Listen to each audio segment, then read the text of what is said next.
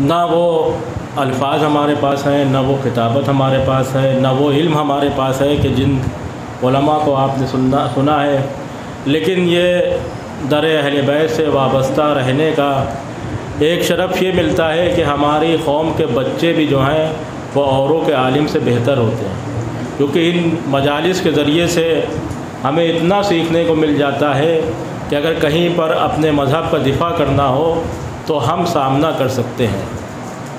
بہرحال میں نے جس آیت کو سرنامہ کلام کے طور پر پیش کیا وہ قرآن مجید کے سورہ ہود کی آیت نمبر 86 ہے، جس میں خداوند متعال ارشاد فرما رہا ہے کہ بقیت اللہ خیر لکم ان کنتم مومنین، اللہ کا بقیہ تمہارے لیے بہتر ہے اگر تم مومن ہو جاؤ۔ یعنی وجود امام زمانہ علیہ الصلاۃ والسلام ہمارے لیے باعث خیر و باعث برکت ہے، لیکن ہمیں بھی اس کے لیے کوشش کرنا پڑے گی۔ ہمیں بھی یہ کوشش کرنا ہے کہ اپنی روح کو کمال کی منزلوں تک لے جائیں۔ ہم 1200 سال سے زیادہ ہو گئے ہیں، ہم ہر نماز کے بعد دعا کر رہے ہیں کہ امام کا ظہور ہو جائے، ہم ہر مجلس کے بعد دعا کرتے ہیں پروردگار امام کے ظہور میں تعجیل کر۔ ایسا کیا وجہ ہے کہ آج ہم 1200 سال سے دعا کر رہے ہیں لیکن امام کا ظہور نہیں ہو رہا ہے؟ ہماری دعا قبول نہیں ہو رہی ہے، کیوں نہیں قبول ہو رہی ہے؟ کیا وجہ ہے جو امام کا ظہور نہیں ہو رہا ہے؟ کس کی وجہ سے ظہور نہیں ہو رہا ہے؟ کبھی ہم نے اپنا مشاہدہ کیا کہ ہم جو زندگی گزار رہے ہیں آیا ہماری اس زندگی سے ہمارا امام راضی ہے یا نہیں راضی ہے؟ اگر ہماری زندگی سے ہمارا امام راضی ہے تب تو ہمیں حق ہے کہ ہم یہ کہیں کہ ہمیں خداوند عالم امام کے ناصر و مددگار میں رکھے۔ اگر ہم اپنی زندگی ہمارا امام ہماری زندگی سے راضی ہے تب تو ہمیں حق ہے کہ ہم امام کو جلدی بلانے کے لیے آمادہ رہے، لیکن اگر ہم تیار نہیں ہیں اور ہمارا امام آ جائے گا تو کیا ہم اس کی مدد اور نصرت کر سکتے ہیں؟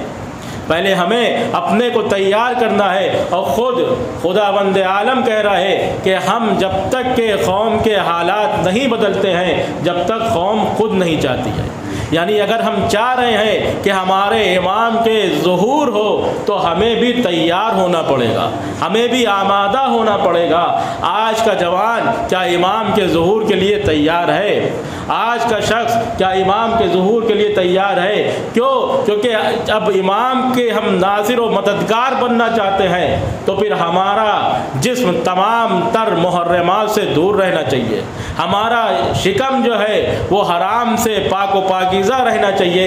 اگر شکم میں مال حرام ہے تو پھر ہم امام کی نصرت نہیں کر سکتے، اگر شکم میں مال حرام ہے تو ہم امام کی مدد نہیں کر سکتے ہیں۔ کہیں ایسا نہ ہو کہ ہم امام کو بلا رہے ہیں اور امام کی تلوار کا نشانہ ہم خود بن جائیں۔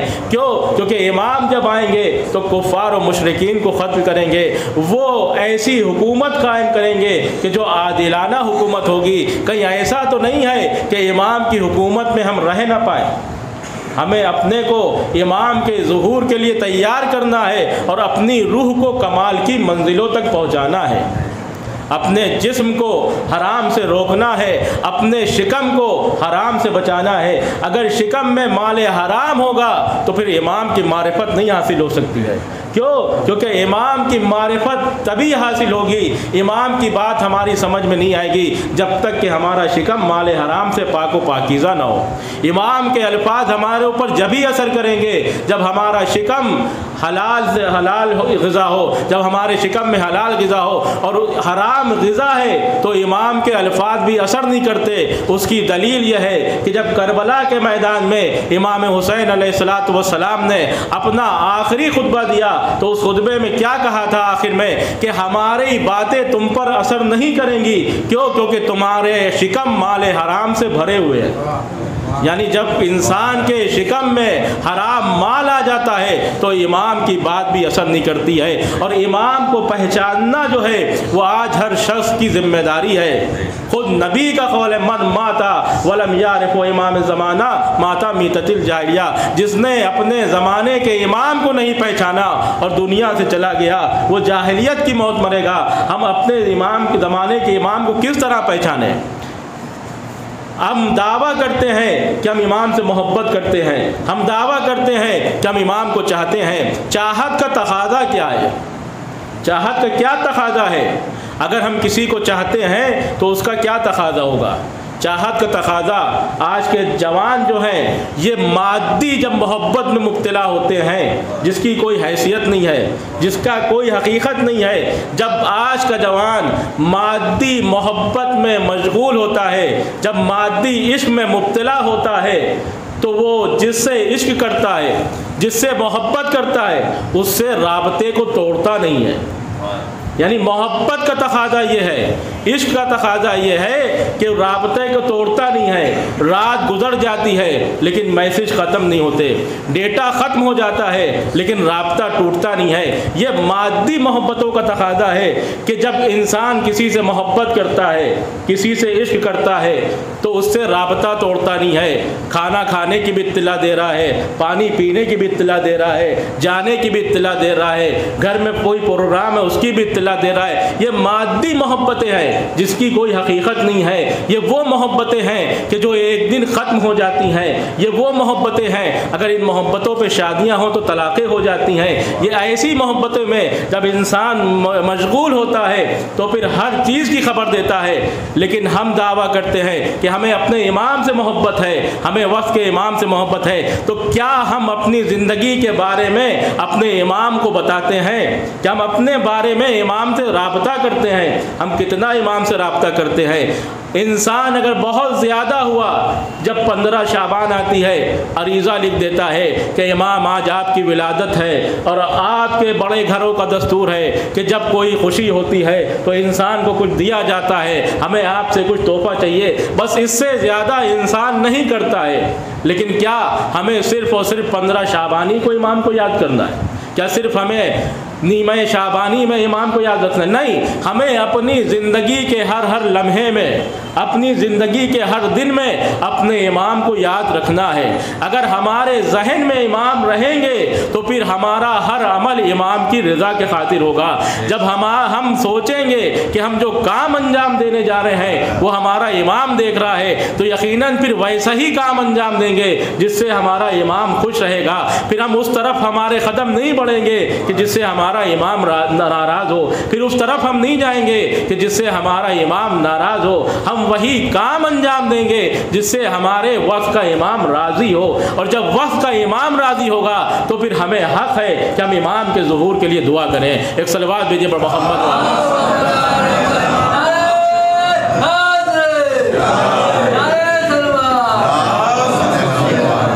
ہم 15 شعبان پر ادھر نہیں، ہمیں جب بھی ہمارے اوپر کوئی مصیبت آئے، کوئی پریشانی آئے، کوئی خوشی ہو، کوئی غم ہو، ہمیں اپنے امام سے رابطہ کرنا چاہیے، ہمیں اپنے امام کو اطلاع کرنی چاہیے۔ ایسا نہیں ہے کہ ہمارا امام ہمارے حالات کے بارے میں جانتا نہیں ہے۔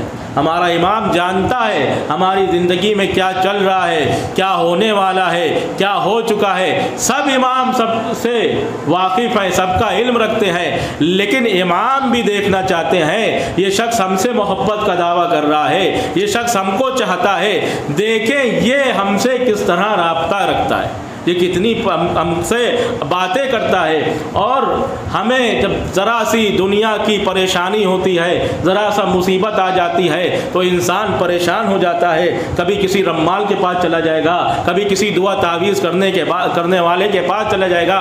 یہ کب کرتا ہے انسان؟ کہ جب اپنے زمانے کے امام کی معرفت نہیں رکھتا ہے۔ اگر امام کی معرفت ہو تو چاہے جتنی بھی پریشانی ہو، چاہے جتنی بھی مصیبتیں ہو، وہ کسی بھی دنیا والوں کے سامنے اپنی مصیبت و پریشانی کو نہیں بتائے گا، وہ بتائے گا تو اپنے امام سے بتائے گا۔ اور خود امام نے کہا ہے کہ جب بھی کوئی گناہ ہو، جب بھی کوئی مصیبت آئے تو تم ہم سے بتاؤ، تم ہم سے آ کر بتاؤ۔ یہاں تک کہ 8ویں امام علی رضا علیہ السلام کہتے ہیں اگر تمہارے اوپر کوئی مصیبت و پریشانی آ جائے، تم سے کوئی گناہ ہو جائے اور تم اس پر شرمندہ ہو، شرمسار ہو، تو تم آؤ ہم سے بتاؤ۔ دنیا والوں کے سامنے تم اپنی مصیبتوں کا ذکر نہ کرنا، ورنہ دنیا والے تمہاری مصیبتوں کو سن کے تمہارا مذاق اڑائیں گے۔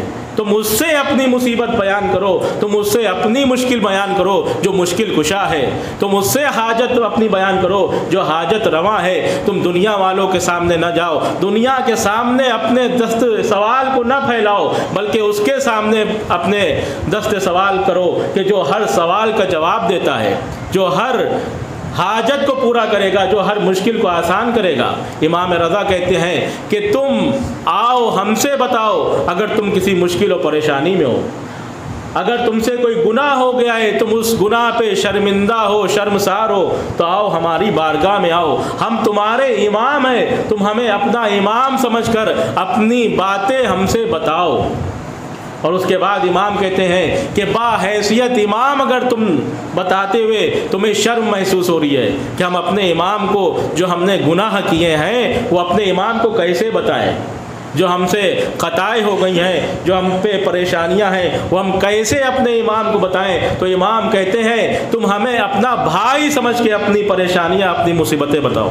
ہمارے امام کتنا چاہتے ہیں ہمیں، اس کا اندازہ اس الفاظ سے لگایا جا سکتا ہے کہ انسان جب کسی کو کوئی مصیبت ہوتی ہے، کوئی بات ایسی ہوتی ہے جب کسی سے وہ بتا نہیں سکتا، تو کچھ افراد ایسے آتے ہیں کہ تم ہمیں بتاؤ، ہم تمہارے بزرگ ہیں، تم ہمیں بتاؤ، اپنا دوست سمجھ کے بتا دو، بھائی سمجھ کے بتا دو، لیکن ہم سے بتاؤ۔ کیوں؟ کیونکہ وہ جانتا ہے اس کی پریشانی کو ہم حل کریں گے۔ امام رضا کہتے ہیں کہ اگر تم امام سمجھ کے نہیں بتانے میں تمہیں ہچکچاہٹ ہو رہی ہے، شرمندگی ہو رہی ہے، تو ہمیں تم اپنا بھائی سمجھ کے اپنی مصیبت، پریشانی، اپنے گناہ ہمیں بتاؤ۔ اور پھر امام کہتے ہیں اگر تمہیں بھائی سمجھنے کے بعد، بھائی سمجھنے میں بھی اگر تمہیں شرم آ رہی ہے کہ ہم کس طرح بھائی سمجھ کے اپنی مصیبت، پریشانی، گناہ کو بتائیں، تو تم ہمیں اپنا دوست سمجھ کے بتاؤ۔ یعنی امام نے یہاں تک کہہ رہے ہیں کہ تم ہمیں اپنا دوست سمجھ کر اپنی مصیبتیں، اپنی پریشانیاں، اپنے جو گناہ ہو گئے ہیں تم سے، اگر ان پر تم شرمندہ ہو، ان پر تم شرمسار ہو، تو وہ ہم سے بتاؤ۔ لیکن آج دنیا کا کیا ہے کہ ذرا سی مصیبت آئی، کسی رمال کے پاس چلا گیا، کس دنیا کی کوئی مصیبت آئی، کسی اس کے پاس چلا گیا کہ ہم پہ کالا جادو کر دیا گیا ہے، ہم پہ پیلا جادو کر دیا گیا۔ نہیں، اہل بیت سے اگر انسان متمسک رہے تو دنیا کے چاہے جتنے جادو ہوتے رہے اس کے اوپر اثر نہیں کریں گے۔ کیوں؟ کیونکہ تمام جادوؤں کی رد جو ہے وہ اہل بیت علیہ الصلوۃ والسلام ہے۔ اگر انسان اس گھرانے سے، آج انسان ذرا سا کچھ ہوا، کسی گھرانے میں اگر 2 موتیں ایک ہفتے میں ہو جائیں تو کہتے ہیں وہ گھر منحوس ہے، وہاں کے جو ہے وہ پھولتا پھلتا نہیں۔ کیوں؟ کہ وہاں ایک ہفتے میں 2 موتیں ہو گئیں، وہ گھر نہ لینا۔ اگر کوئی ایسا دن میں موت ہو جائے تو انسان بہک جاتا ہے کہ وہ بدھ کا انتقال ہو گیا ہے، لہذا 4 گڑیاں چاروں گھروں کے کونے سے اڑائی جائیں۔ کیوں؟ کہ اگر بدھ کو انتقال ہو جاتا ہے تو پھر دوبارہ ملک الموت آتے ہیں۔ تو موت کون سی ہے؟ یہ جب کب انسان کرتا ہے؟ جب انسان کو اپنے امام کی معرفت نہیں ہوتی۔ لیکن جب انسان کو معرفت حاصل ہوتی ہے تو چاہے بدھ کو موت ہو، چاہے ہفتے کو موت آئے، اور چاہے کسی گھر میں چاہے جتنی موتیں ہو جائیں، وہ پھر گھبراتا نہیں ہے۔ یہ وہ افراد کرتے ہیں کہ جو دنیا کو اپنے ہمیشہ رہنے کی جگہ سمجھ لیتے ہیں، جو اس دنیا کو امتحان گاہ سمجھتے ہیں، پھر اس دنیا میں وہ دل نہیں لگاتے ہیں، وہ موت کو یاد رکھتے ہیں۔ اب چاہے جس دن بھی آئے، چاہے جس گھر میں بھی آئے، موت اگر آنا ہے تو انسان اس کے لیے اپنے کو آمادہ رکھنا چاہیے۔ ایک صلوات دیجیے محمد۔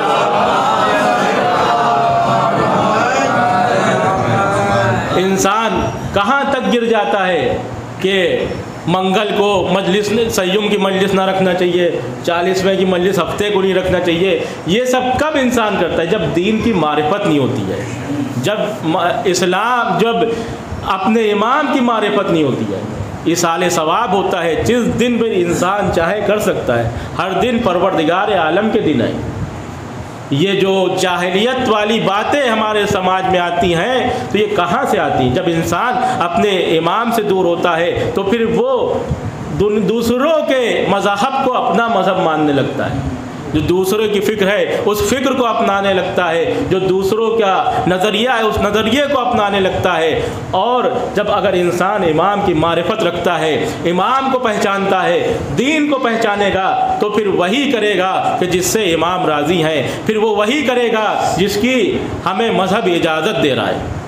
تو آج ہمیں دیکھنا ہے کہ ہم اپنے امام کے لیے کتنا تیار ہیں، کتنا تیار ہے، کیا ہمارا وجود امام کے لیے تیار ہے؟ ہمارے جوان آج کیا انصاف سے بتائیں، آج ایک مادی چیز ہر جوان کے ہاتھ میں ہے جس کا نام موبائل ہے۔ اس موبائل کا غلط استعمال بھی ہو رہا ہے، اس موبائل کا صحیح استعمال بھی ہو رہا ہے۔ ہر چیز کے دو پہلو ہوتے ہیں، ایک غلط پہلو ہوتا ہے اور ایک صحیح پہلو ہوتا ہے۔ لیکن آج کیا، آج کے جوان کا موبائل اتنا پاک و پاکیزہ ہے کہ امام کا اگر ظہور ہو جائے اور آج کے جوان سے کہیں کہ اپنا موبائل ہمارے سپرد کر دو، کیا ہمارا موبائل اتنا پاک و پاکیزہ ہے کہ ہم اپنے امام کے سپرد کر سکتے ہیں؟ کیا آج کے جوان کا موبائل اتنا پاک و پاکیزہ ہے کہ اگر آج امام کا ظہور آ جائے اور ہم سے کہیں کہ لاؤ اپنا موبائل ہمارے سپرد کر دو، آج اگر کوئی ہم سے بزرگ اب میرا موبائل مانگ لیتا ہے، ہمارا موبائل مانگتا ہے، تو ہمیں کئی چیزیں ڈیلیٹ کرنا پڑتی ہیں، کہیں ایسا نہ ہو کہ یہ دیکھ لے۔ تو ذرا بتائیے جب ہمارا امام آئے گا کہ ہم اپنے موبائل کو اتنا پاک و پاکیزہ رکھے ہیں کہ ہم اپنے موبائل کو اپنے امام کی خدمت میں پیش کر دیں؟ جب ہمارا موبائل اتنا پاک و پاکیزہ نہیں کہ ہم اپنے امام کی خدمت میں پیش کر سکیں، تو کیا ہمارا وجود اتنا پاک و پاکیزہ ہوگا کہ ہم اپنے امام کے سپرد کر دیں؟ انسان کا جب ہی جو ہے آمادہ ہوگا کہ جب انسان کا ظاہر اور انسان کا باطن ایک ہو۔ انسان جب عوام میں اور ہو اور گھر میں اور ہو، وہ انسان نہیں ہے۔ بہت سے ایسے افراد ہیں کہ جن کا باہر تو رویہ بہت اچھا ہوتا ہے، باہر ملتے ہیں تو بہت اچھے اخلاق سے، لیکن گھر میں ان کا رویہ اچھا نہیں ہوتا۔ گھر میں اولادوں کے ساتھ، زوجہ کے ساتھ ان کا رویہ نہیں اچھا ہوتا ہے۔ ایسے افراد دنیا میں ہوتے ہیں، باہر تو بہت بااخلاق ہیں، اور ایسے لوگ بھی ہیں۔ نبی کے صحابی سعد ابن ابی وقاص، جلیل القدر صحابی، کہ جب آپ کا انتقال ہوا تو نبی کریم جو ہیں وہ اپنی ایڑیوں کو اٹھائے اور پنجوں کے بل چل رہے۔ کسی نے پوچھا یا نبی اللہ آپ اس طرح سے کیوں چل رہے ہیں؟ کہا سعد کے جنازے میں اتنے ملائکہ ہے کہ ہمیں وہ ہے کہ میرا پیر کسی ملک کے اوپر نہ پڑ جائے، لہذا میں ایڑیوں کے بل، میں پنجوں کے بل چل رہا ہوں۔ تو اتنا جلیل القدر صحابی کہ جس کے جنازے پر نبی پنجوں کے بل چل رہے ہیں، اتنا فرشتوں کا ہجوم ہے، لیکن کچھ دیر گزرتی ہے نبی کریم کہتے ہیں اس کی قبر سے دور ہو جاؤ، اس کو فشار قبر ہو رہا ہے۔ لوگ آتے ہیں یا نبی اللہ ابھی تو آپ اس کی عظمت اور جلالت کا وہ واقعہ بیان کیا تھا کہ اس کے جنازے پر اتنے ملائکہ، اتنے فرشتے شامل ہیں کہ آپ جو ہے پنجوں کے بل چل رہے تھے، اب آپ کہہ رہے ہیں کہ اس کو فشار ہو رہا ہے۔ کہ سعد کا رویہ اپنے گھر والوں کے ساتھ اچھا نہیں تھا۔ یعنی اگر انسان کا رویہ اپنے گھر والوں کے ساتھ اچھا نہیں ہے تو انسان کی جو ہے فشار قبر ہوگا، انسان کو اس کا حساب دینا پڑے گا۔ اور اسی لیے کہا جاتا ہے انسان کو اپنے گھر کے ماحول کو اچھا رکھنا چاہیے۔ جب ہمارے گھر کا ماحول اچھا ہوگا تبھی ہمارا امام ہمارے گھر میں آئے گا۔ آج جب ماہ محرم شروع ہوتا ہے تو ماہ محرم شروع ہوتے ہوئے تیاریاں ہوتی ہیں۔ کیا تیاری ہوتی ہے؟ کہا کہ جہاں پر پینٹنگ نہیں وہاں پینٹ کر دیا جائے، جن گھروں میں چونا ہوتا ہے کا چونا پوت دیا جائے۔ اگر کسی گھر میں 4-5 مہینے پہلے پینٹنگ ہوتی ہے تو یہ کہتے ہیں گھر کے لوگ کہ دیکھو پورا گھر تو ابھی پینٹ ہوا ہے، صاف صفائی ہوئی، لیکن جہاں پر رضا خانہ ہے وہاں پہ ذرا سا صفائی کر دو۔ کیوں صفائی کر دے؟ کا امام کی آمد ہے۔ یعنی جب ہمارا امام، خود امام نہیں آتے ہیں ہمارے کیا، بلکہ ہم امام کے روضے کی شبیہ لاتے ہیں۔ ہم حضرت عباس کا وہ علم نہیں بلکہ علم کی شبیہ سجاتے ہیں، لیکن اس کے لیے کتنا اہتمام کرتے ہیں کہ گھر کو پاک و پاکیزہ کر دیں۔ ہم اپنے گھر کو صاف ستھرا کرتے ہیں، تمام گھر سے گرد و غبار کو ہٹاتے ہیں، کہیں پہ جالے لگائے تو صاف کر دیں گے، کہیں پہ گرد ہے تو اس کو ہٹا دیں گے، اور پوری طرح سے گھر کو صاف و شفاف کریں گے۔ کیوں؟ کیونکہ ہمیں یقین ہے ہمارا امام آ رہا ہے۔ تو جب ہم ایام عزا جب آتے ہیں تو اپنے امام کی آمد کے لیے اپنے گھر کو صاف و ستھرا اور پاک و پاکیزہ کرتے ہیں، اس نیت کے ساتھ کہ ہمیں پتہ ہے کہ جہاں پر نجاستیں ہوں گی، جہاں پر گندگی ہوگی، وہاں پہ ہمارا امام نہیں آئے گا۔ تو صرف اور صرف ماہ محرمی میں نہیں بلکہ سال کے 12 ماس ہمیں اپنے ذہن میں یہ رکھنا ہے کہ ہمارا امام ہمارے گھر میں رہتا ہے۔ جب ہمارے ذہن میں یہ رہے گا کہ ہمارا امام ہمارے گھر میں رہتا ہے تو پھر اب اس گھر میں کوئی غلط کام نہیں ہوگا، پھر اب اس گھر میں کوئی ایسا کام نہیں ہوگا کہ جو امام کے غضبناک ہونے کی وجہ بنے۔ جب ہمارے ذہن میں یہ رہے گا کہ اس گھر میں ہمارا امام رہتا ہے تو پھر گھر پاک و پاکیزہ بھی رہے گا، صاف و ستھرا بھی رہے گا۔ ایک صلوات بھیجیے پر محمد۔ ہمیں دیکھنا ہے، ہمیں اپنے وجود کو امام کے خاطر تیار کرنا ہے۔ اور کب تیار ہوگا؟ آج آپ ہر محلے، ہر گھر، ہر خانوادے کا ماحول دیکھیے، اور اس کے بعد اہل بیت کی تعلیمات کو دیکھیے۔ کیا ہمارے رویے اہل بیت کی تعلیمات کے مطابق ہو رہے ہیں یا نہیں؟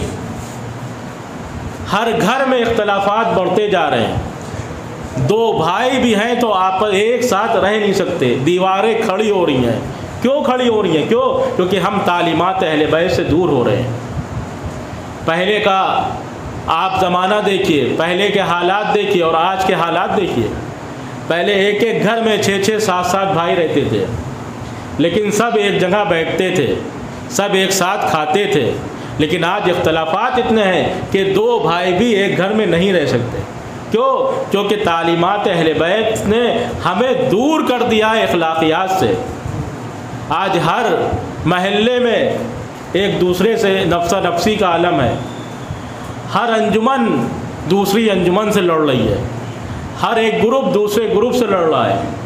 وہ مسائل جو ہمارے کے ہاں ممبروں پر نہیں بیان ہوتے تھے وہ اب ممبروں سے بیان ہو رہے ہیں۔ وہ چیزیں جو ہمارے کے ہاں باہر نہیں ہوتی تھیں اب وہ باہر ہو رہی ہیں، اور ہر چیز ہونے والی سوشل میڈیا کے ذریعے دوسروں تک پہنچ رہی ہے۔ وہ قوم جو سب سے زیادہ منظم تھی، وہ قوم جس کو سب سے زیادہ عالم سمجھا جاتا تھا، وہ قوم جس کو یہ کہا جاتا تھا کہ مسلمانوں میں چاہے جتنے فرقے ہوں سب کا علم ہو یا نہ ہو، لیکن ایک قوم ایسی ہے کہ جو کبھی جھوٹ نہیں بولتی ہے۔ ہمارے مذہب کے لیے کہا جاتا تھا کہ یہ ایسا فرقہ ہے جو جھوٹ نہیں بولتا ہے، لیکن آج آپ دیکھیے کہ انسان اپنے خاطر، انسان کے ہماری ٹوپی اونچی رہے اس کے خاطر نہ غلط دیکھتا ہے نہ صحیح دیکھتا ہے۔ پھر انسان یہ نہیں دیکھتا ہے کہ ہم کام کیا انجام دے رہے ہیں۔ وہ علماء کہ جن کے یہاں حکومتیں چکر لگاتی تھیں، علماء حقیقی معنوں میں علماء کہاں ہیں؟ ہمیں اہل بیت کی تعلیمات بتائے گی کہ کس طرح سے حکومت کے ساتھ پیش آنا چاہیے، کس طرح سے مولا علی علیہ الصلوۃ والسلام نبی کے بعد 25 سال تک مولا کی حکومت نہیں رہی، 25 سال کے بعد حکومت آئی، لیکن جو نبی کے بعد حکومتیں آئیں وہ محتاج رہتی تھیں مولا علی علیہ الصلوۃ والسلام کی۔ جب بھی کوئی مسئلہ پوچھنا ہوتا تھا تو علی کے در پہ آتے تھے، جب بھی کوئی مشکل ہوتی تھی تو مشکل کشا کے در پہ آتے تھے۔ یعنی مولا کی ظاہری حکومت نہیں ہے، لیکن مولا کا وقار یہ تھا، مولا کی عظمت یہ تھی کہ حکومتیں در پر آتی تھیں۔ اے علی یہ مسئلہ اب ہمارے ہاتھ کا نہیں ہے، اس مسئلے کو آپ حل کر دیے، اور مولا دین کے خاطر اس مسئلے کو حل کرتے تھے۔ ہمارے علماء کا بھی امتیاز یہی رہتا تھا کہ کبھی حکومتوں کے محتاج نہیں رہتے تھے بلکہ حکومتیں ان کی محتاج رہتی تھی کہ ہاں یہ ایک ایسے علماء ہے کہ جو ایسے در سے وابستہ ہیں کہ جہاں سے جو کبھی حق کا ساتھ نہیں چھوڑتے ہیں، جو کبھی ظلم کا ساتھ نہیں دیتے، جو کبھی ظالم کی حمایت نہیں کرتے ہیں، لیکن اس کے اوپر ہمارے دشمن نے کام کیا ہے۔ یہ جو ہم چند افراد بیٹھتے ہیں تو ہم سوچتے ہیں کہ ہم نے آ گئے، ہم نے مجلس کر لی، ہم نے ماتم کر لیا، ہم نے جلوس کر لیا، ہو گیا نہیں، ہمارے اوپر بہت کام چل رہا ہے۔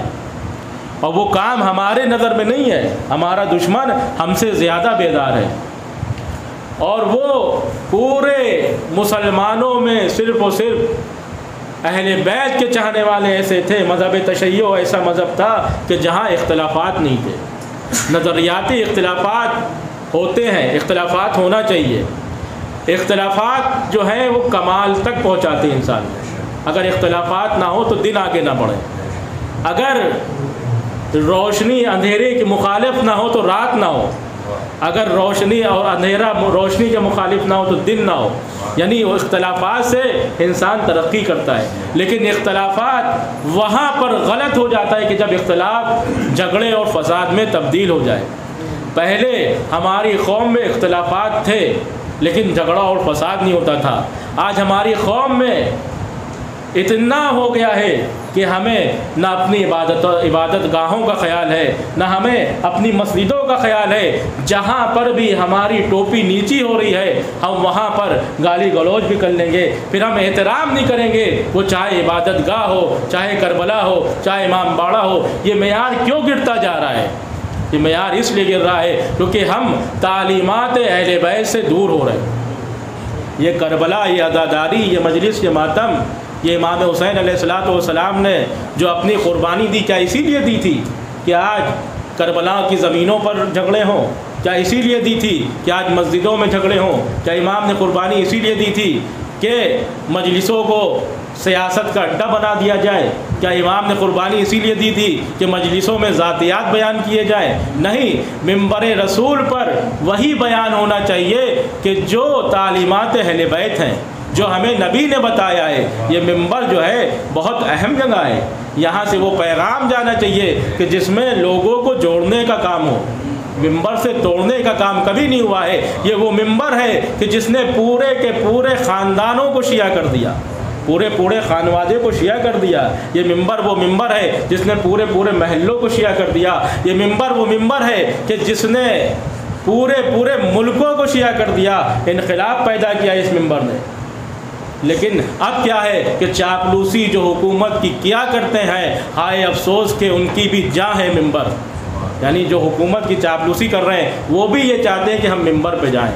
تو ہماری قوم کا معیار کیوں گھٹتا جا رہا ہے؟ کیونکہ ہم تعلیمات اہل بیت سے دور ہو رہے ہیں۔ انسان کو دیکھنا ہے اپنے وجود کو کہ ہمارا وجود کیا امام کے لیے تیار اور آمادہ ہے یا نہیں ہے۔ ہمیں دیکھنا ہے ہماری مسجدوں میں، ہمارے امام بارگاہوں میں روحانیت کیوں ختم ہوتی جا رہی ہے، ہماری مجلسوں سے روحانیت کیوں ختم ہو رہی ہے۔ یہ فرش ادا ہم بچھا تو دے رہے ہیں، کیا اس لیے ہم فرش ادا بچھاتے تھے کہ ہمارے آباء و اجداد قائم کر کے گئے ہیں لہذا ہمیں فرش ادا بچھانے؟ نہیں، اگر ہم اس غرض سے فرش ادا بچھا رہے ہیں تو پھر ہم رسومات کو انجام دے رہے ہیں، مزاداری نہیں کر رہے۔ یہ فرش ادا ہمیں اس لیے بچھانی ہے کہ اس فرش ادا سے ہمیں ہدایت دینا ہے لوگوں کو، کیونکہ نبی کریم نے کہا ان الحسین مصباح الہدی، حسین ہدایت کا چراغ ہے۔ اگر ان مجلسوں سے ہدایت نہیں مل رہی ہے لوگوں کو، اس عزاداری سے ہدایت نہیں مل رہی ہے تو ان مجلسوں کا کیا فائدہ ہے؟ یہ فرش ادا کا کیا فائدہ ہے؟ یہ مجلس فرش ادا انسان تبھی بچھائے کہ جب مخلص ترین جو ہے وہ مال اس کا ہو۔ ہم نے عشرہ اولیٰ میں ایک مجلس میں بیان کیا تھا کہ لوگ کہتے ہیں، ذاکرین علماء پڑھتے ہیں کہ فرش ادا پہ شہزادی آتی ہے، فرش ادا پہ ملائکہ آتے ہیں، فرش ادا پہ ائمہ آتے ہیں، فرش ادا پہ مقدس ہستیاں آتی ہیں۔ تو کیا ہر فرش ادا پر ہماری شہزادی آتی ہیں؟ کیا ہر فرش ادا پہ ملائکہ آتے ہیں؟ انصاف سے بتائیے، کیا دنیا بھر کی لیماری اور مکاری کر کوئی فرش ادا بچھائے کیا اس گھر میں شہزادی آئیں گی؟ کیا اس فرش ادا پہ امام آئیں گے؟ نہیں، اسی فرش ادا پر آئیں گے کہ جو انسان مخلص اور خلوص کے ساتھ بچھائے گا۔ ہم اگر حصہ اس لیے بانٹ رہے ہیں کہ فلاں ہمارے محلے میں رہتے تھے، وہ ہم سے کم کماتے ہیں اور انہوں نے بہت اچھا حصہ بانٹا لہٰذا اب ہمارا حصہ، ہمارا تبرک ان سے کم نہ ہونا چاہیے، تو پھر ایسے تبرک کی جزا پروردگار عالم نہیں دے گا۔ وہ یہی کہے گا محشر میں کہ جو تم نے حسین کے نام پر بانٹا تو ہے وہ اس لیے نہیں بانٹا کہ تم مجلس کر رہے ہو بطور تبرک، تم نے تو اس لیے بانٹا تھا کہ تمہارے محلے میں فلاں شخص تھا وہ اس نے اچھا حصہ بانٹا تھا، تم نے یہ نیت کہ اس سے اچھا ہم بانٹے، اور تم محلے میں پیسے والے مشہور ہو تو جاؤ جس کے لیے تم نے تبرک بانٹا تھا جاؤ جزا اسی سے لے لو۔ ایسا ہے کہ محشر کے میدان میں بہت سے ایسے افراد ہوں گے کہ جن کا نامہ اعمال خالی ہوگا، وہ نمازیں پڑھی ہوں گی، روزے رکھے ہوں گے، بہت خیر و خیرات دیا ہوگا، زکوٰۃ دی ہوگی، تمام طرح کے صدقے سب کیے ہوں گے، غریبوں کو کھانا کھلایا ہوگا، مسکینوں کی پرورش کی ہوگی، یتیموں کا خیال رکھا ہوگا، لیکن جب میدان محشر میں پہنچیں گے تو ان کا نامہ اعمال خالی ہوگا، اور پروردگار سے سوال کریں پروردگار ہماری نمازیں، پروردگار ہمارے روزے، تو پروردگار کہے گا وہ نمازیں تم نے ہمارے لیے کہاں پڑھی تھی؟ ارے تمہارے محلے میں ایک عابد مشہور تھا کیونکہ وہ بہت زیادہ عبادتیں کرتا تھا، تمہیں یہ ہوا کہ وہ عابد مشہور ہے عبادتیں کر کے، لہٰذا ہم بھی نمازیں پڑھنا شروع کر دیں، لوگ ہمیں بھی عابد کہنا شروع کر دیں گے، جاؤ تم نے جس کے لیے نماز پڑھی تھی اس سے جزا لے لو، تم نے روزے ہمارے لیے کب رکھے تھے؟ تم نے جو لوگوں کی یتیم کی پرورش کی تھی وہ ہمارے لیے کہاں؟ تم تو اس لیے کی تھی کہ تم دنیا میں غنی مشہور ہو جاؤ، تو تم نے جس کے خاطر تم نے وہ کام انجام دیے تھے جاؤ تم جزا انہی سے لے لو، جو کام تم نے میرے خاطر کیے ہیں وہ ہم اس کی جزا دیں گے۔ انسان جو ہے ایسے افراد ہوں گے کہ جو بہت سے ایسے کام کرے ہوں گے لیکن ان کو وہاں جزا نہیں ملے گی، کیوں؟ کیونکہ وہ دنیا والوں کے خاطر انجام دیں گے، دنیا والوں کے خاطر کر رہے ہوں گے، ایسے بہت سے اعمال ہوں گے، اور بہت ایسے بھی افراد ہوں گے کہ جن کا مختصر سا عمل ہوگا لیکن وہاں پر ان کی بخشش ہو جائے گی، کیونکہ پروردگار عالم کے ہاں کوانٹٹی نہیں کوالٹی دیکھی جاتی ہے۔ اہل بیت علیہ الصلوۃ والسلام کوانٹٹی کے لیے نہیں بلکہ وہ دیکھتے ہیں کوالٹی، خلوص ہونا چاہیے۔ اگر انسان ٹوٹے ہوئے گھر میں بھی رہ رہا ہے، مٹی کے اوپر چادر بچھا کر بھی مجلس کر رہا ہے، تبرک میں اگر ایک گلاس پانی بھی بانٹ رہا ہے اور اس کا خلوص ہے تو شہزادی اسے قبول کرے گی، اور انسان بہت اہتمام کر لے، نظر مولا کا بھی اہتمام کر لے، تبرک بھی اچھا بانٹے، لیکن اگر خلوص نہیں ہے تو پھر شہزادی ایسی عزاداری کو قبول نہیں کریں گی۔ جہاں پر خلوص ہوگا وہی عزاداری قبول ہوگی۔ ایک واقعہ کہ ایران کے عالم دین، تبرک کی کتنی عظمت ہے، معمولی تبرک بھی ہوتا ہے تو اس کی کتنی عظمت ہے۔ ایران کے ایک عالم دین تھے، مجلس پڑھنے ایک شہر سے دوسرے شہر جاتے تھے۔ پہلے کے زمانے میں سواریاں نہیں چلتی تھیں تو وہ پیدل سفر کرتے تھے، جب سفر کرتے تو راستے میں گاؤں بھی پڑتے تھے۔ ایک دن ایک گاؤں میں جو چھوٹے چھوٹے بچے ہوتے ہیں، ہر محلے ہر گاؤں میں ہوتے ہیں، کہ وہ ہمارے یہاں کے جو بچے بھی ہوتے ہیں اگر وہ کھیلتے بھی تو بھی مجلس کرتے ہیں۔ محرم میں بچے کچھ نہیں تو وہ کہتے ہیں کہ اگر اسٹول ہے اسی کا تابوت بنا لیں، کوئی اگر نہیں ہے تو کوئی ڈنڈا اسی کا علم بنا لیں گے، یعنی وہ جو دیکھتے ہیں وہ کرتے ہیں۔ تو وہ بچوں اکٹھا ہوئے کہنے آج مجلس رکھی جائے۔ کہا مجلس رکھو گے؟ گاؤں میں کوئی مولانا تو ہے نہیں، مجلس پڑھے گا کون؟ اس میں کسی بچے نے کہا کہ ایک مولانا صاحب رات میں ادھر سے گزرتے ہیں، وہ فلاں جو آگے شہر ہے وہاں مجلس پڑھنے جاتے ہیں۔ تب ان بچوں نے کہا کہ آج رات میں ان مولانا صاحب کو ہم لوگ روک لیں اور کہیں کہ ہمارے کے یہاں گاؤں میں مجلس پڑھتے ہیں۔ اب جو چھوٹے چھوٹے بچے وہ گاؤں کے باہر آ کے کھڑے ہو گئے رات میں کہ ابھی مولانا شہر سے مجلس پڑھ کے اپنے گھر واپس جا رہے ہوں گے، ہم ان کو یہیں پر روک لیں گے۔ جب رات کا وقت آیا اور مولانا مجلس پڑھ کے واپس آ رہے تھے، وہ عالم دین واپس آ رہے تھے، تب ان بچوں نے روک لیا کہ مولانا صاحب ہمارے کیا مجلس پڑھتی ہے۔ اب وہ چھوٹے چھوٹے بچے، مولانا صاحب تھوڑا سا ہچکچائے کہ دیکھو بچوں، ٹالنے کی کوشش کی، بچوں دیکھو کل رکھ لینا، آج ہم بہت تھکے ہوئے ہیں اور دن بھر ہم نے کئی مجلسیں پڑھ دی، آج ہماری ہمت نہیں ہے، لہٰذا کل ہم تمہارے کیا مجلس پڑھ دیں گے۔ لیکن بچوں کا اصرار تھا، نہیں مولانا صاحب آپ 10 منٹ کی پڑھ دیے، آپ 5 منٹ کی پڑھ دیے، آپ جو ہے چلیے تھوڑی دیر مجلس پڑھ دیے۔ جب کافی اصرار کیا تو وہ مولانا تیار ہوئے، اور اس کے بعد جب وہ پہنچے تو دیکھا وہاں سب کے مٹی کے گھر، ٹوٹے پھوٹے گھر۔ اب وہ دیکھ رہے ہیں کیا ہے، تو بچوں نے ایسے ہی زمین پہ چادر بچھا دی اور اینٹوں کو اکٹھا کیا اور اس کا ممبر بنایا اور اس کے اوپر ایک چادر ڈال دی، اور مولانا صاحب سے کہا کہ مولانا صاحب یہ ممبر تیار ہو گیا، آپ اس کے اوپر مجلس پڑھیے۔ اب چھوٹے چھوٹے بچے جو ہیں وہ سب بیٹھ گئے۔ اب تبرک کی عظمت دیکھیے کیا ہوتی ہے۔ سب بچے بیٹھ گئے، مولانا صاحب نے مجلس پڑھی اور مجلس پڑھ کے کہا بچوں ہم اب جا رہے ہیں، دیکھو تمہارے کیا کی مجلس پڑھ دی، اب ہمیں اجازت دو۔ کہا مولانا صاحب ابھی ہم لوگ نے تبرک بنایا، اس تبرک کو بھی چکھ لیے۔ اب ایران میں چائے چلتی ہے، بلیک ٹی جو کالی چائے ہوتی ہے وہ وہاں چلتی ہے، تو ان بچوں نے چائے بنائی تھی، اب ان کو مولانا صاحب کو چائے دی۔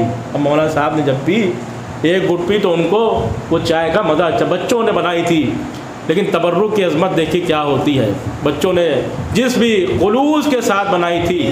اب ظاہر سی بات ہے کہ اس طرح بنانے کا سلیقہ نہیں تھا، جب مولانا صاحب نے پی تو ان کو وہ چائے اچھی نہیں لگی۔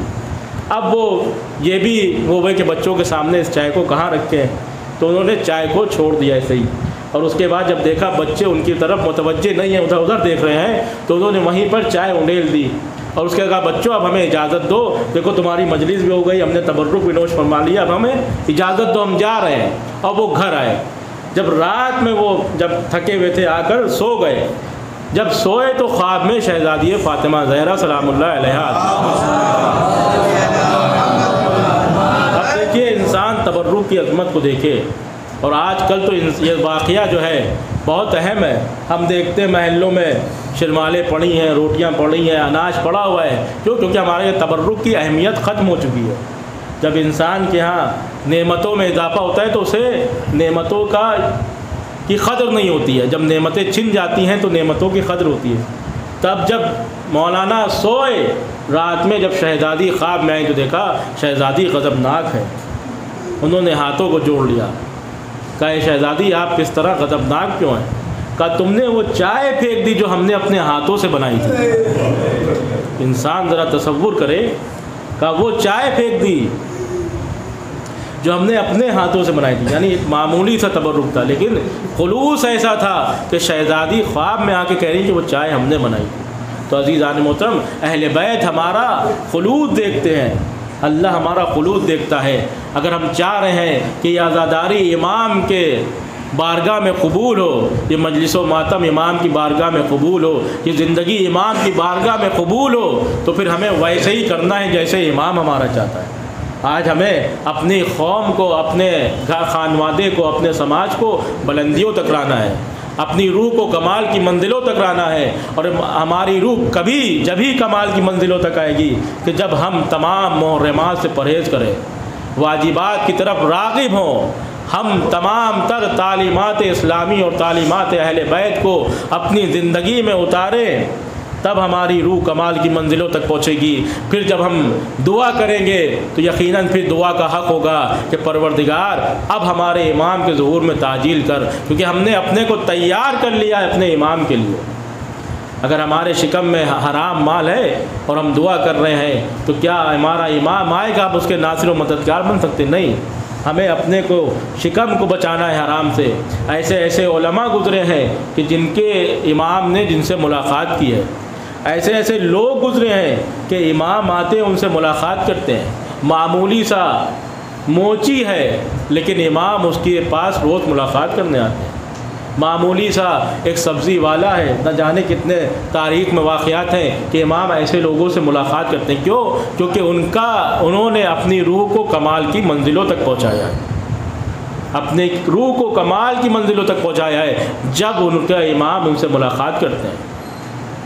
آیت اللہ مقدس اردبیلی، آپ نے نام سنا ہوگا، مقدس اردبیلی، کہ جن کے جب وہ چاہتے تھے امام ان سے ملاقات کرتے تھے، اپنی روح کو ان کمال کی منزلوں تک پہنچا دیا کہ جب چاہتے تھے امام ملاقات کرتے تھے۔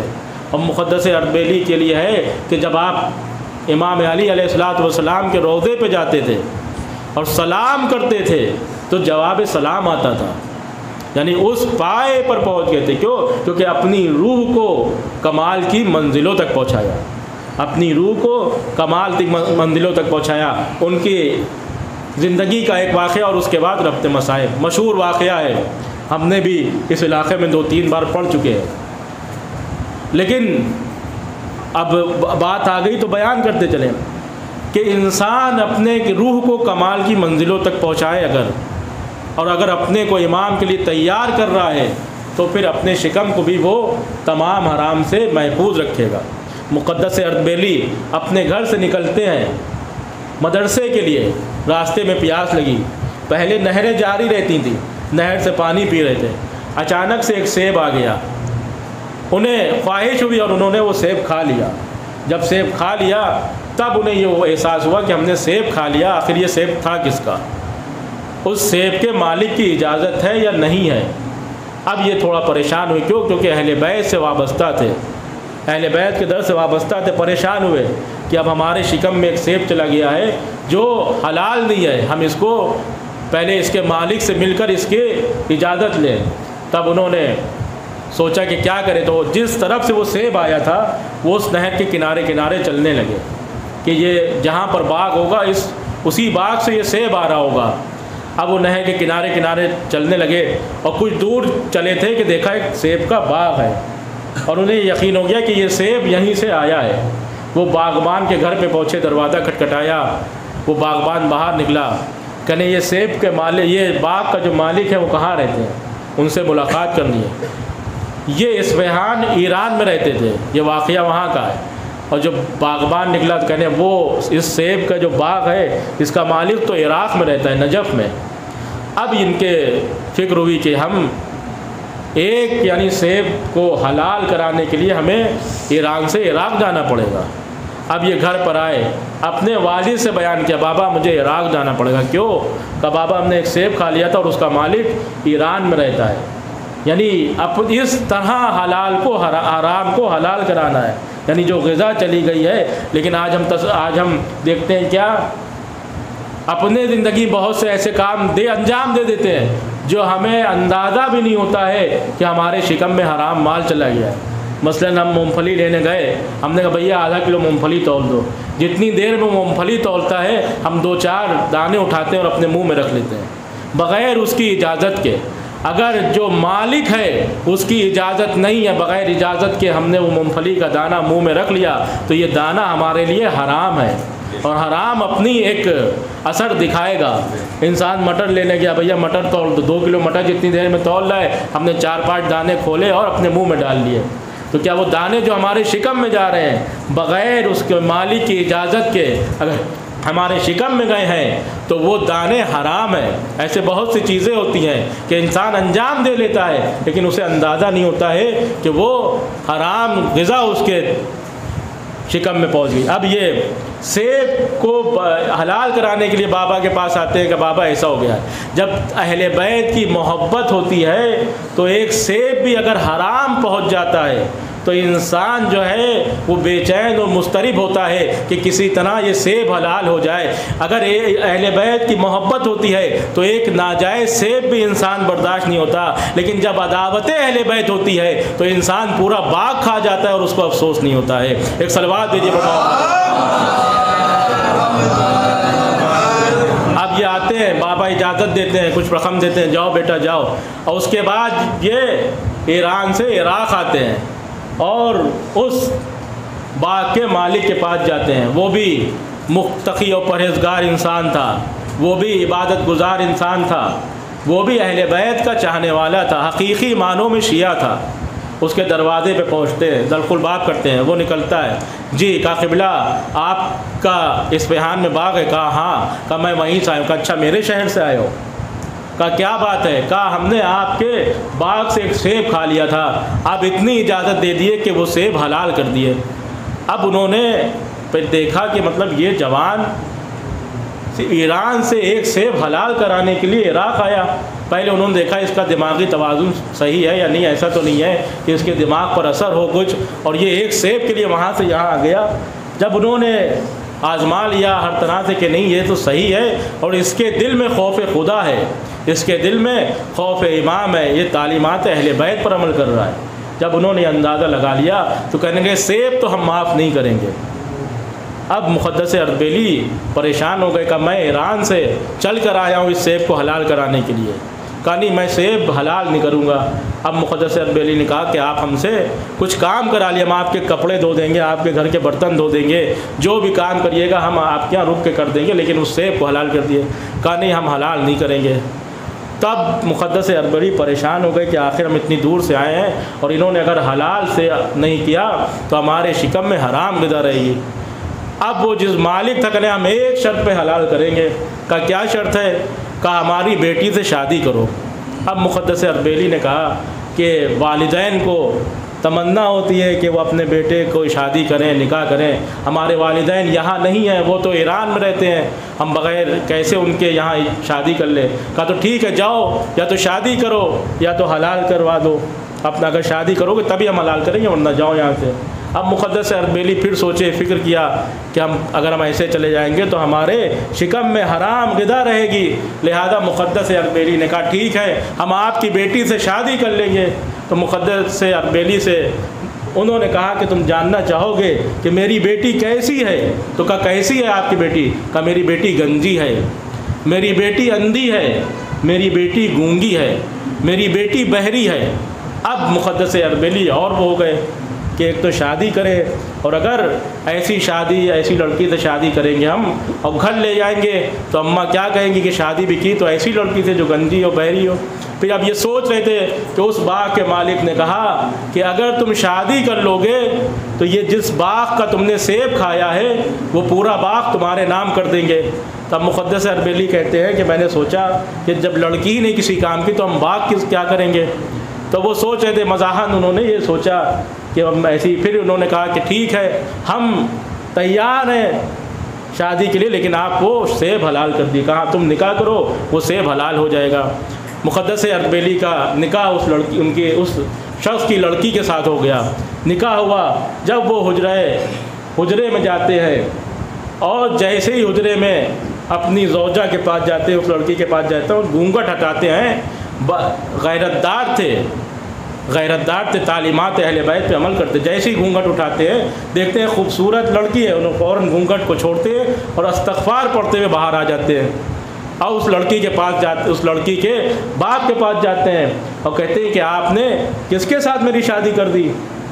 کہا تو یہ میری بیٹی ہے، ہم نے اسی کے لیے تم سے نکاح۔ کہا یہ تو نہایت ہی خوبصورت اور حسین اور جوان لڑکی ہے، آپ نے ہم سے اس کی شادی کے لیے تو نہیں بولا تھا، آپ نے کہا تھا میری بیٹی گنجی، بہری اور گونگی اور اندھی ہے۔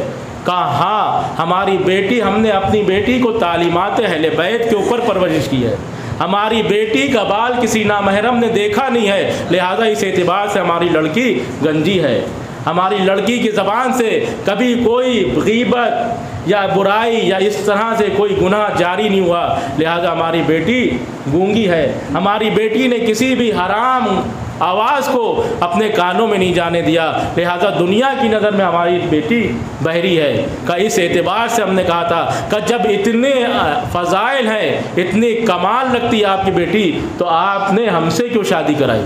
آپ کی بیٹی کو تو بہت خوبصورت جوان ملتا۔ کہا نہیں، میں نے جو شادی کرائی ہے تو کل جو ہے میں بہت پریشان تھا کہ میری بیٹی شادی کے لائق ہو گئی ہے، شادی کے لائق ہو گئی۔ کہا میں بہت پریشان تھا، میں اپنے مولا کے دربار میں گیا اور کہا یا امیر المومنین، آپ کی تعلیمات کے مطابق ہم نے اپنی بیٹی کی پرورش کی ہے، اور میری بیٹی اور آپ ہی کا حکم ہے کہ اپنی بیٹیوں کی شادی کفر کے ساتھ کرو۔ یعنی پیغام بھی یہ دیا جا رہا ہے کہ کسی بھی رشتے کو بیٹی یا بیٹے کے سر اڑا نہ دو ایسی، بلکہ فکر کرو، اجازت لے لو وہ راضی ہے یا نہیں ہے۔ تو کہا کہ میں بہت پریشان تھا اور مولا کے دربار میں گیا کہ مولا آپ کا حکم ہے کہ کفو کے ساتھ شادی کرو اور کوئی رشتہ نہیں آ رہا ہے، میں اپنی بیٹی کی شادی کیسے کروں، کہاں سے کروں، میں بہت پریشان ہوں۔ کہ رات میں حاجت رواں سے اپنی حاجت بیان کر کے آیا تھا اور صبح حاجت رواں نے تجھے ہمارے گھر بھیج دیا۔ جب میں نے یہ دیکھا کہ تو ایک سیب کے خاطر ایران سے یہاں آ سکتا ہے تو یقیناً تو متقی اور پرہیزگار ہے، تو ویسے ہی ہے کہ جیسے اہل بیت علیہ الصلوۃ والسلام چاہتے ہیں، تو ویسے ہی تیری پرورش کی ہوئی ہے کہ جیسے میں نے اپنی بیٹی کی پرورش کی ہے، تعلیمات اہل بیت علیہ الصلوۃ والسلام پر۔ ایک صلوات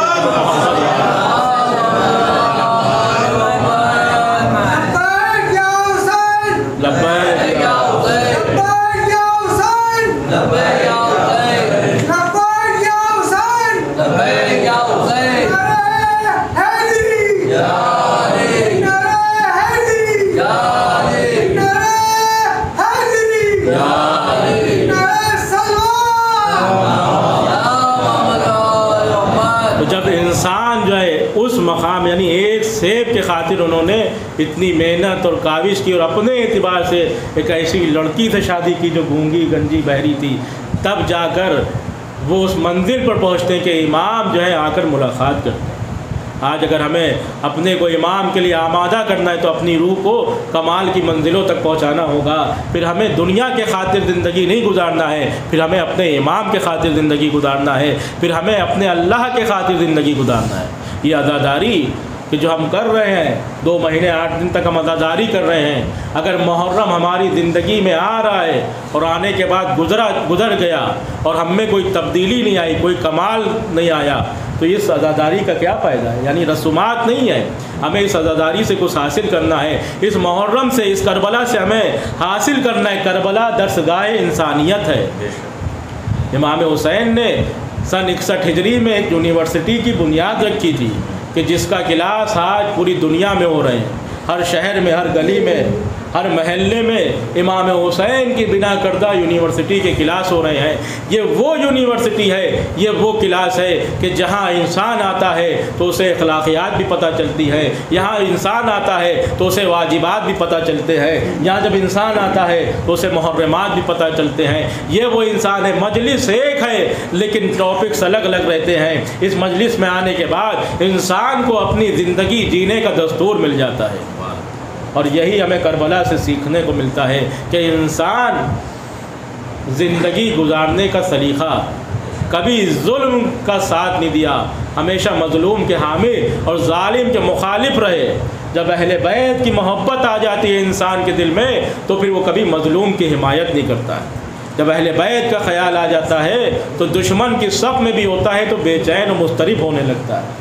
پھر بیٹا پوچھتا ہے بابا آج میں کیا کیفیت دیکھ رہا ہوں آپ کی کہ آپ اس حالت میں ہیں؟ کہا بیٹا ذرا کان لگا کے سنو یہ آوازیں کہاں سے آ رہی ہیں؟ کہا آتش کی خیام حسینی سے آوازیں آ رہی ہیں۔ یعنی دل میں اہل بیت کی اور حضرت زہرا کی محبت آئی، انسان جو ہے ظالم کے درمیان رہتے میں بے چینی اور اضطرابی کیفیت طاری ہوگی۔ کہا بیٹا اب ہمیں اس صف سے اس صف میں جانا ہے، اب ہمیں حسین کی طرف جانا ہے۔ تو یہ کربلا جو ہے وہ انسان کو ہدایت دیتی ہے، امام حسین انسان کو ہدایت دیتے ہیں۔ محرم کا مہینہ ختم ہوا اور سفر کی آج 8 تاریخ ہے۔ یہ وہ دن ہے کہ جس میں امام حسین علیہ السلام کی اس 4 سالہ یتیمہ کا ذکر ہوتا ہے کہ جو مصائب میں جناب زینب سے کم رہے۔ جس طرح جناب زینب پر مصائب ہوئے اسی طرح شہزادی سکینہ پہ بھی مصائب ہوئے۔ جس طرح جناب زینب کو اسیر کیا گیا جناب سکینہ کو بھی اسیر کیا۔ جناب زینب 54 سال کی 55 سال کی کربلا میں تھی، جناب سکینہ 4 سال کی تھی۔ یہی وجہ ہے کہ جناب سکینہ اس ظلم کو برداشت نہ کر پائیں۔ 5 سفر یا 10 سفر یا 13 سفر الگ الگ روایت ہیں کہ ان تاریخوں میں شہزادی کی شہادت ہو گئی، جناب سکینہ کی شہادت ہو گئی۔ روایت کہتی ہے کہ ایک دن قید خانے میں جناب سکینہ سوئی اور سو کر رات میں اٹھتی ہیں، کبھی قید خانے کے اس کونے پر کبھی اس کونے پر، اور روتی بھی کہتی ہیں اے پھوپھی اماں ارے ابھی میرا بابا آیا تھا، اے بھائی اماں میرا بابا یہیں بیٹھا تھا، اے پھوپھی اماں میرا بابا یہاں آیا تھا، میرا بابا کیا ہوا؟ کہے بیٹی کیا ہوا؟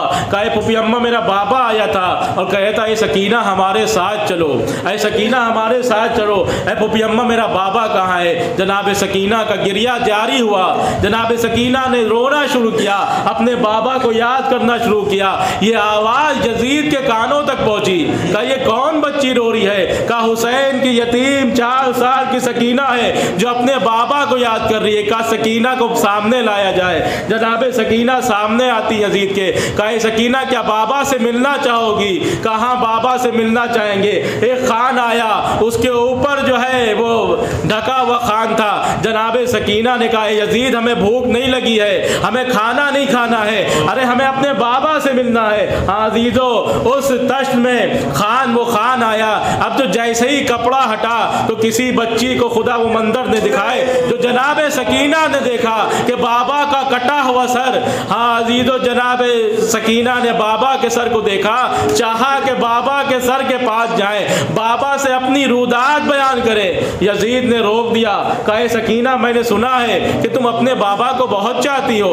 کہا ہاں ہاں ہم اپنے بابا کو بہت چاہتے ہیں۔ کہا اے یزید سکینہ میں نے سنا ہے کہ تمہارا بابا بھی تمہیں بہت چاہتا ہے۔ کہا ہاں میرا بابا بھی مجھے بہت چاہتا ہے، میں رات کو اپنے بابا کے سینے پر سوتی تھی، ارے میرا بابا اپنے سینے پر مجھے سلاتا تھا، میرا بابا بہت چاہتا ہے۔ کہا اے سکینہ میں تب مانوں گا کہ جب تم آواز دو اور تمہارا بابا تمہارے پاس آ جائے۔ بس سکینہ نے اپنے ننھے ننھے ہاتھوں کو بلند کیا، کہا اے بابا ارے یہ یزید ہماری محبت کا امتحان لے رہا ہے، اے بابا یزید ہماری محبت کا امتحان لے رہا ہے۔ ارے امام کا سر تشت طلا سے بر اٹھا اور جناب سکینہ کی آغوش میں آ گیا۔ جناب سکینہ ارے عصر عاشور کے بعد ارے جب باب حسین رخصت ہو رہے تھے تب جناب سکینہ امام حسین سے ملی تھی، ارے امام حسین سے ملی تھی، امام حسین کے سینے پر آخری بار سوئی تھی۔ ارے بچی کو جب بابا کا سر ملا تو منہ پر منہ رکھ دیا اور فریاد کرنا شروع کی، اے بابا آپ کی شہادت کے بعد ارے بابا ارے شمر نے منہ پہ تماچے مارے، اے بابا ارے شمر نے کانوں سے گوشوارے چھینے، اے بابا جب بھی میں روتی تھی تو ہمارے پچھ پر تازیانے مارے جاتے تھے، اے بابا ہماری پھوپھیوں کو اسیر کیا گیا، اے بابا ہمیں کربلا سے کوفہ اور کوفے سے شام تک ارے قیدی بنا کے لایا گیا، اے بابا جب ہمارا قافلہ شام میں کے دربار میں شام کے بازار میں پہنچا تو ایک منادی آگے آگے صدا دے رہا تھا، اے اہل شام آؤ تماشا دیکھو، یہ علی اور رسول کی بیٹیاں بازار شام میں قیدی بنا کے لائی جا رہی ہے۔ عزیزو جناب سکینہ ارے بیان کرتے کرتے خاموش ہو گئی، تمام بیویاں سمجھی کہ سکینہ کو شاید بابا کا سر ملا، ارے نیند آ گئی۔ جناب سید سجاد نے ارے ہتھکڑیوں کو سنبھالا، بیڑیوں کو سنبھالا، ارے جناب سکینہ کے پاس پہنچے، اب جو نفس کو ٹٹولا، اے پھوپھی اماں ارے اماں رباب کو سنبھالیے، انا للہ و انا الیہ راجعون، اے پھوپھی اماں سکینہ دنیا سے چلی گئی، اے پھوپھی اماں سکینہ نے ہم سے رخصت لے لی، اے پھوپھی اماں 4 برس کی سکینہ ہم کو الوداع کہہ گئی۔ عزیزو تاریخ میں 3 جنازے ایسے ہیں کہ جن کا غسل دینے والا رو دیا۔ ارے تاریخ میں پہلا جنازہ وہ کہ جب نبی کی وفات ہوئی 72 یا 90 کے دن کے بعد ارے مولا علی جناب فاطمہ زہرا کو غسل دے رہے ہیں، غسل دیتے دیتے ایک چیخ ماری، جناب سلمان آگے آتے ہیں، اے آقا کیا بنت رسول کی وفات پر آپ صبر نہ کر پائے؟ کہے سلمان ارے فاطمہ کا پہلو شکستہ تھا لیکن علی کو خبر نہ تھی، اے سلمان فاطمہ کا بازو ٹوٹا تھا لیکن علی کو خبر نہ تھی۔ پہلا جنازہ تاریخ انسانیت کا کہ غسل دینے والے نے چیخ مار دی۔ دوسرا جنازہ امام زین العابدین کا ہے کہ جب امام محمد باقر غسل دے رہے ہیں تو غسل دیتے دیتے ایک بار وہیں پر بیٹھ جاتے ہیں اور ایک چیخ مارتے ہیں، چاہنے والا آگے بڑھتا ہے، اے آقا کیا بابا کی جدائی پر صبر نہ کر پائے؟ کارے کیسے صبر کروں، میرے بابا کے ابھی بھی وہ نشان تازہ ہے کہ جو بابا کے ہاتھوں میں ہتھکڑیاں پیروں میں بیڑیاں پہنائی گئی تھی۔ عزیزو تیسرا جنازہ وہ 4 سال کی سکینہ کا جنازہ ہے، جب غسالہ غسل دینے جاتی ہے اور کرتے کو اتارنا چاہتی ہے تو ایک چیخ مارتی ہے، باہر آتی ہے، امام سجاد کے پاس آتی ہے اور کہتی ہے اے شخص یہ بتا تیری بہن کو کیا بیماری تھی؟ کہا کیا ہوا؟ کہا تیری بہن کا کرتا اتارنا چاہتے ہیں لیکن کرتا اترتا نہیں ہے۔ کہا میری بہن کو کوئی بیماری نہیں بلکہ کربلا سے کوفہ، کوفے سے شام ہماری بہن تازیانے کھاتے ہوئے آئی ہے۔ ارے سکینہ کا پورا جسم تازیانوں سے چلنی ہے۔ عزیزو ارے اسی کرتے میں جناب سید سجاد کے ہاتھوں میں جنازہ دے دیا جاتا ہے، ایک قبر تیار ملتی ہے، جناب سید سجاد قبر کے پاس جاتے ہیں۔ دنیا کا دستور یہی ہے کہ جب کوئی جنازہ دفنایا جاتا ہے تو سہارا دیتے ہیں، چند لوگ اوپر سے سہارا دیتے ہیں اور اس کے بعد جنازے کو سپرد خاک کیا جاتا ہے۔ ارے امام سجاد یکو تنا ہے، قبر کے قریب آئے، دو ہاتھ نمودار ہوئے قبر سے، لاؤ بیٹا سید سجاد ہماری امانت کو میرے سپرد کر دو۔ ارے سید سجاد نے وہ ان ہاتھوں پہ جنازے کو رکھا، کہا اے بابا سجاد بہت شرمندہ ہے۔ ارے جب آپ نے امانت سپرد کی تھی تو رخسار پر نیل کے نشان نہیں تھے، اے بابا جب امانت دی تھی تو کانوں میں گوشوارے تھے، اے بابا اس کے کان زخمی ہیں، اے بابا سکینہ کی پشت پر تازیانوں کے نشان ہیں۔ انا للہ و انا الیہ راجعون۔